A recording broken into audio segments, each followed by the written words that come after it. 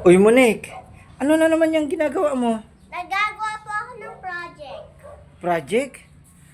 Ano yan? Bito ka ng manok? Di po yan bituka ng manok. Brain po yan. Brain? Parang hindi naman brain, parang isaw. Ano pong isaw? Isaw, yung ano, yung sa kalsada, yung sa mga barbecuean, yung isaw ng manok. Tingnan mo ang itsura ko, parang isaw ng manok. Hindi po yan isaw. Brain po nga yan. Brain ba yan? May nakasulat ba? Ayan po oh. Di nyo Oo, ba ano? nakita? Brain pala yan. Ang ganda naman ang pagkagawa mo. Parang, pero parang isaw talaga eh.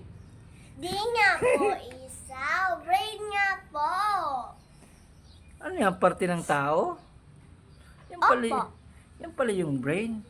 Yes. Parang bituka ng manok. Ayan ka na naman. Hay nako, Dad.